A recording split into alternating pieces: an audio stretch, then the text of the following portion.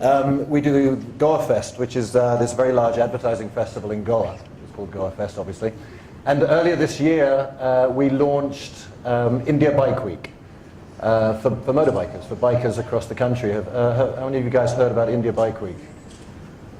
Quite a few of you. India Bike Week was a great success, actually, and I do want to sort of show you a film, if I can, if these guys can manage it for us, about that festival, because that to my mind, is what a festival was all about. What is a festival? And I think that's the first sort of question we should be asking ourselves. There are an awful lot of events around in India today, which are called festivals, but which aren't really, frankly. On the one hand, it's a day of religious celebrations. That's one definition of a festival. It's an annual commemoration of an event, a period or program of cultural or festive activities, entertainment, music, and finally, and to my mind, the most important one, it's an atmosphere of unrestrained joy, and that's the business that I'm in. I'm in the business of creating joy for people, and that's what 70EMG does.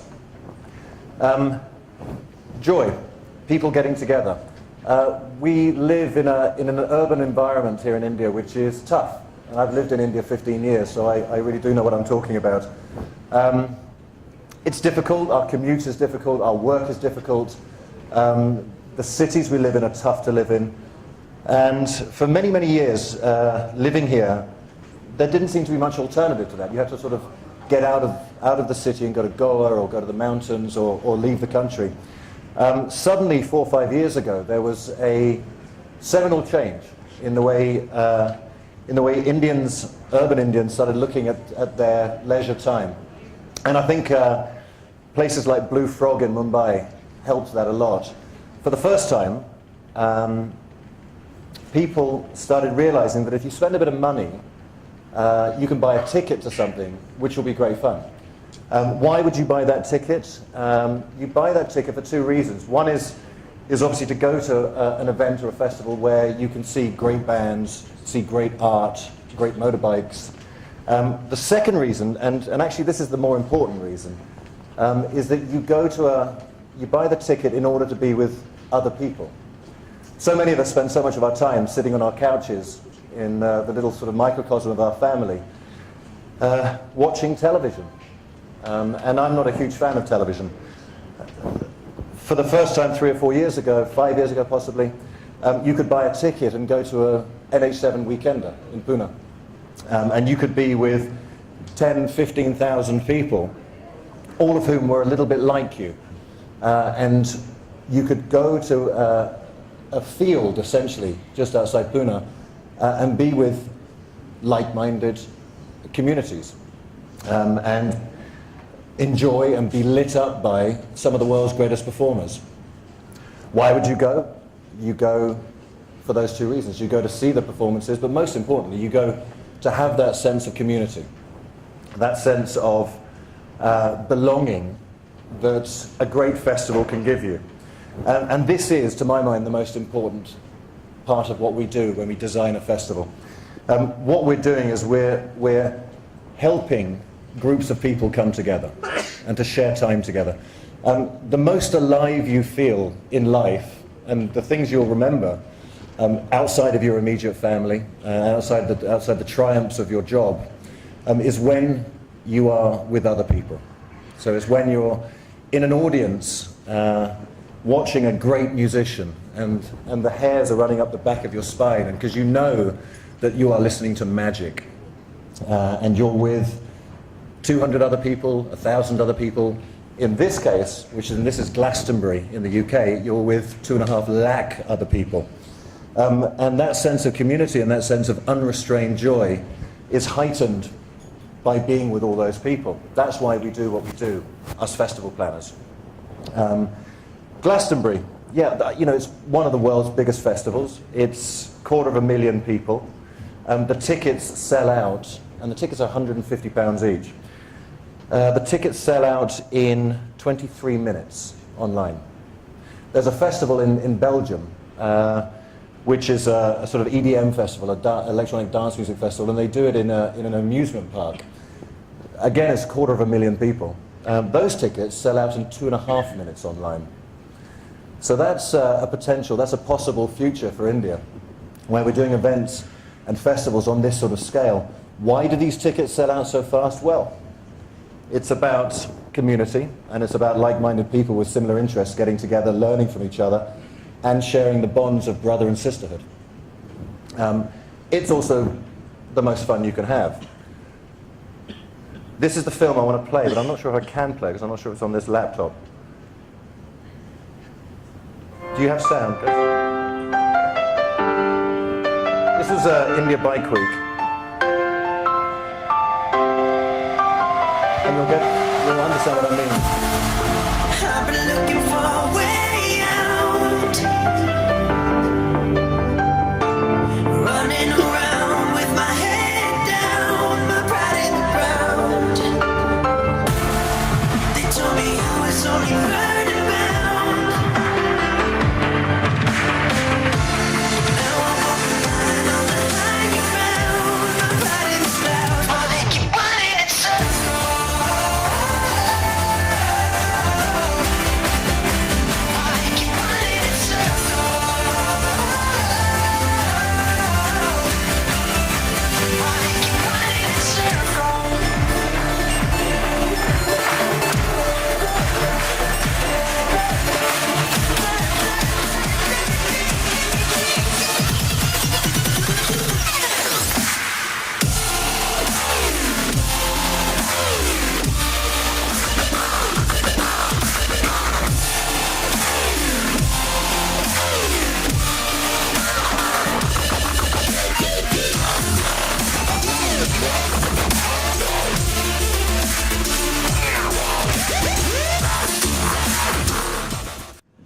So what was India Bike Week? Why did we do it? Well, we did it because we recognized that there's a lot of motorbikers in India. There are 30 guys and girls riding motorbikes per 1,000 Indians. So obviously there's a market there. So there's a financial justification for creating an India Bike Week, but that's not why we did it. I mean, we're in the business of business, so eventually we want to make some money from it. But that is not why we did it. We did it because we recognized that from all over India, there wasn't an event where bikers, regardless of whether they're riding a Harley Davidson or an Enfield or a Pulsar or anything, a Kinetic, could come together and could meet each other. And the great success, the great impact of India Bike Week was that it allowed people to do exactly that. People drove in from Shillong, biked all the way down to Goa from Shillong. They biked in from Cochin, from all over the country. We had 6,500 bikers, ticket sales that happened on that weekend in Goa. We had 3,500 bikes that came down. To give you a sense of how big this can potentially get, in the US there's an event called Sturgis, where there's 280,000, so 2.8 lakh bikers come together in one place. Why it was such a success was because we marketed it not necessarily on whether you'll come to that event and see bikes, although there were an enormous number of bikes on show and a load of biking content there. We marketed it on the basis of brotherhood, or sisterhood if you like, that you come down to Goa and you spend time with other like-minded people. And that was the reason why it worked so well. And that is exactly what happened. People were blown away by how much fun they had there. And they had fun because of the other people there. We're in the business of people. Now, as you can see from this, we threw everything in the kitchen sink at the event. We had a fight club where we had live martial arts happening. We had 3 music stages. We had flea markets and custom bike displays and so on and so forth. It was a very, very busy show. As you can see from these pictures, a lot happened. In the top right here, so I'm using my crutch. In the top right there, you can see a guy called Bullet Bose. So we dug these guys and these women out of the woodwork. Bullet Bose was a guy that rode around the world on an Enfield in 1954. amazing. He's this old man now. So we got him on stage and we gave him a trophy for having done that. There was underneath that you could see a lady, I've forgotten her name now, but she's a paraplegic, and yet she rides a motorbike. And she's ridden a motorbike across Asia as a paraplegic. I don't know how she does it. She does it. It was a great feel-good event. Vintage bike displays, stunt arenas, FCC fighting, electronica tents, acoustic stages, the cigar and whiskey lounge, the Howling Dog Bar. You know what we created, and what every festival is, was a microcosm, was a little village, entire unto itself. So that if you went there, you had everything around you that you could possibly want. You had everything from food to massage areas to entertainment. But what made it work, of course, was the other people there. And that was the success of it. That's the success, frankly, of NH7 Weekender as well, which is another great event, or Sulafest, which is another great festival. It's not, and Sulafest actually is a good example of this. Sulafest is, if you've been there, I don't know how many of you guys have been to it, it's an event. The music lineup isn't great though, and never has been. Rajiv, who owns Sula, doesn't seem to be that bothered by what he puts on stage. And he wants to save money, so he doesn't really spend an awful lot of money on great artists. But it doesn't matter. It doesn't matter because the 8,000, 10,000 people at Sulafest pretty much all know each other after 4 or 5 years of going there. And they have a great, great time there.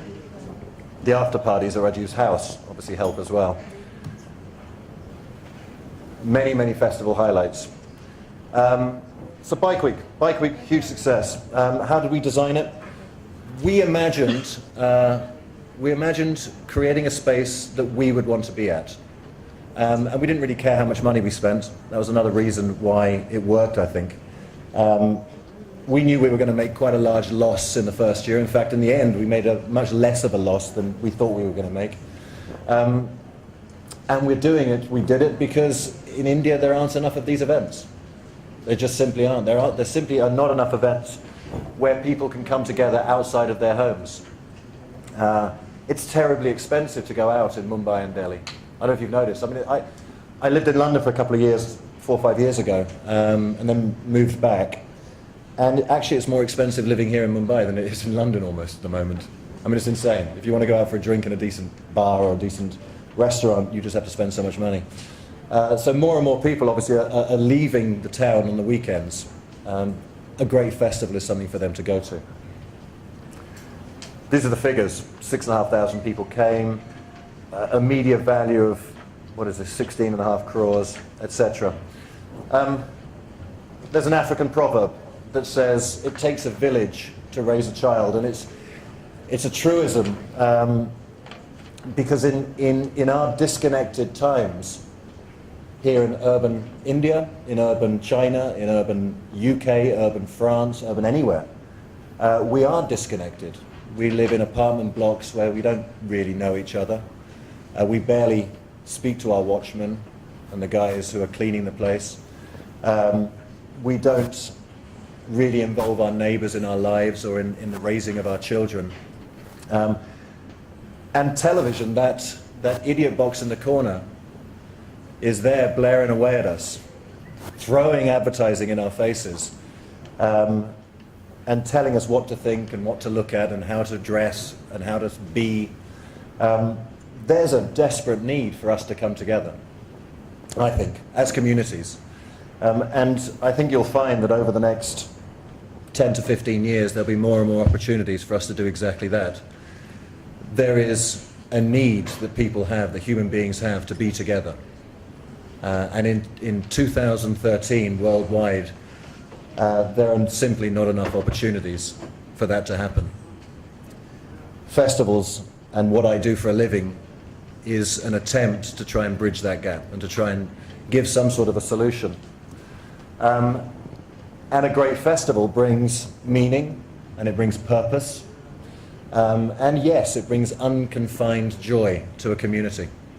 Whether it's a community of bikers or a community of yoga fans or a community of electronic dance music fans or a community of art lovers. A lovely example of this, I think, is what we do with the Kalagoda Arts Festival every year, which I'm sure most of you have been to. I mean, it's 6.5 lakh people come to that every January when we do it. It started small. I mean, it started with, I think, 15 performances, and slowly over the years we've built it up to, I think the last count was 150 separate performances across 25 venues. Like I say, for 6.5 lakh people, and it's this tremendous sense of community that it engenders across Mumbai. And I think what Fountainhead, one of our rivals, what Fountainhead is doing with the I Love Bandra festival as well is just fantastic. These events are amazing. I'd ask you to make an attempt and make an effort to go to them and to support them. This has not really been about festival design, has it? Festival design is too big a subject. I'm giving you a justification for why festivals happen and why they matter. This is why they matter. This picture right here. I mean, it's clearly a community. It's clearly a bunch of people who are loving being with each other. All we've done is given them a reason to be there. So if you're thinking about getting into the entertainment business, you've got obviously quite a few options ahead of you. You've got the Bollywood option. It's not one I would necessarily recommend, for obvious reasons. It's a very, very sticky place, Bollywood. You've got television, but television is a business, my friends. It is a business, and it is a business run on very slim margins, with not a lot of romance in the air. In fact, there's very little romance in television. I'm done, pretty much. And then you've got my business, which is the live community building business, I think. And that is a business which I thoroughly recommend, because you can have great fun doing it. You won't get rich, but who says that money's that important anyway? If you can create an event where you have 15,000 people shouting and yelling their happiness to the world and to each other, and creating a sense of connection across 15,000 people in one space and time, then I think, my friends, you've done very, very well with your life. And that is it. Thank you very much.